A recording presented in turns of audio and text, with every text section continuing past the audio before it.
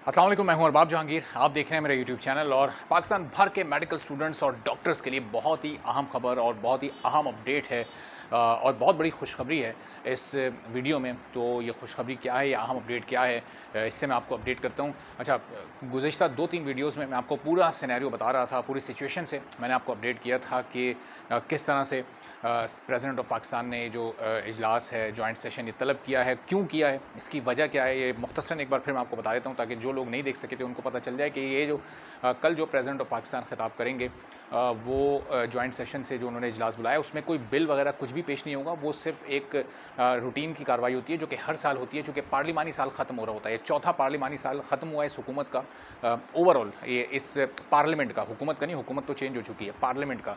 तो पार्लियामेंट के 4 साल मुकम्मल हुए, 5वां साल शुरू होने जा रहा है। तो इसलिए प्रेसिडेंट ऑफ पाकिस्तान ने ये इजलास बुलाया, वो इससे खिताब करेंगे, इसमें कोई बिल नहीं पेश होगा।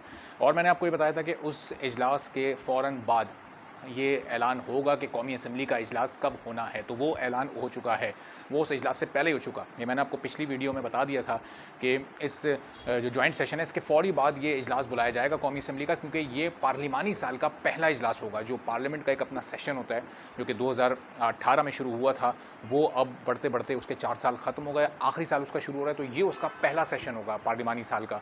तो ये सेशन कब होने जा रहा है, ये अब इस तारीख़ का ऐलान हो चुका है और अब ये तारीख़ है जुमे के रोज़ 7 तारीख़ को सुबह 10:30 बजे कौमी असम्बली का ये अहम तरीन इजलास बुला लिया गया है। ये अहम तरीन किस हवाले से है? ये अहम तरीन इस हवाले से है कि गुज़िश्ता सेनेट सेशन में जो बिल्स अमेंडमेंट्स के साथ पास हुए थे, जिनमें तरमीम हुई थी, वो तमाम बिल्स इसमें पेश किए जाएंगे और ज़ाहिर है उसमें सर फ़हरिस्त PMDC का बिल होगा जिसमें 28 तरमीम की गई। उन 28 तरमीम को अब कौमी असम्बली से पास होना है। अच्छा, क्योंकि इससे पहले वो बिल कौमी असम्बली से पास हो चुका, उस वक्त उसमें तरमीम नहीं की गई थी, उसमें चेंजेस नहीं की गई थी।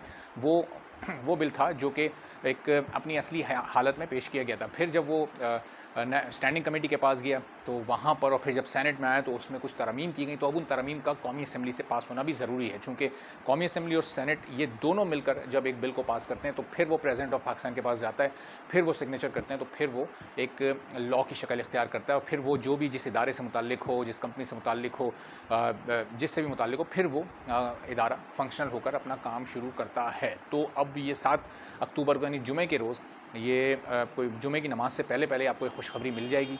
ये बिल पास हो चुका होगा कौमी असम्बली से। क्यों पास हो चुका होगा? क्योंकि वहाँ पर इस वक्त अपोजिशन मौजूद ही नहीं है। अपोजिशन के तमाम लोग इस्तीफ़े दे चुके हैं। चंद एक यानी पाकिस्तान तहरीक इंसाफ के तमाम लोग इस्तीफ़े दे चुके और चंद इस्तीफ़े मंजूर हुए, चंद इस्तीफ़े मंजूर नहीं हुए। उससे मुताल्लिक वो अदालत जा भी चुके हैं, अदालत जाने का ऐलान भी कर रहे हैं। तो वो सारी सिचुएशन अपनी जगह पर है और ये इस वक्त फेवर कर रही है इस गवर्नमेंट को और PMDC बिल को। चूँकि जितने भी बिल्स हैं, जो भी ये हुकूमत पास करवाना चाहती है, वो बड़ी आसानी से पास हो जाएंगे, चूँकि जो रियल अपोजिशन इस वक्त है वो असम्बली में मौजूद नहीं होगी। फिर यहाँ से फौरी तौर पर ये मूव हो जाएगा प्रेसिडेंट ऑफ पाकिस्तान के पास। वक्त बहुत कम होगा।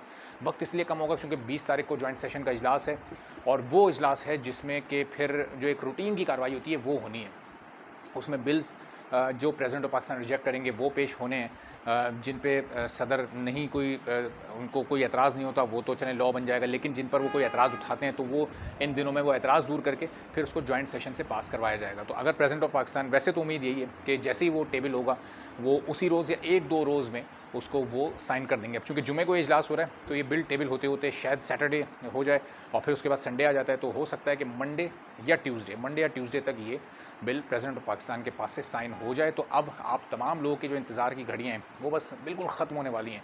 96% आपको कामयाबी मिल चुकी है। जो 3-4% का मार्जिन रह गया है, ये समझें कि ये 99% हो जाएगा फ्राइडे को और फ्राइडे के बाद 1-2 रोज़ या 3 रोज़ आपको और इंतज़ार करना पड़ेगा और फिर आप 100% कामयाब हो चुके होंगे। तो पाकिस्तान भर के मेडिकल स्टूडेंट्स को, डॉक्टर्स को, सबको बहुत बहुत मुबारक हो। आप सबकी इसमें बहुत एफ़र्ट्स हैं और लेकिन ये मामला जब तक 100% कंप्लीट नहीं हो जाता, PMDC फंक्शनल नहीं हो जाती, उस वक्त तक ज़ाहिर है इस मामले को पर नज़र भी रखनी है और इससे मुताल्लिक ख़बरें भी आप तक पहुँचानी है और आप लोगों को भी पूरे हालात से अपडेटेड रहना है। बहुत सारे स्टूडेंट्स ये सवाल कर रहे थे कि ये जो इस वक्त नोटिफिकेशन जारी हुआ है इस कौमी असम्बली के इजलास का वो जो सेक्रेटरी हैं ताहिर हुसैन पार्लियामेंट के, उन्होंने जारी किया, तो उसमें ये लिखा है कि प्रेसिडेंट ने ये इजलास कॉल किया। तो कहीं सिर्फ प्रेसिडेंट इसमें खिताब करके तो नहीं चले जाएंगे, तो प्रेसिडेंट ऑफ पाकिस्तान इसमें नहीं आएंगे। ये इजलास सिर्फ MNAs का होगा, ये सिर्फ कौमी असम्बली का इजलास होगा।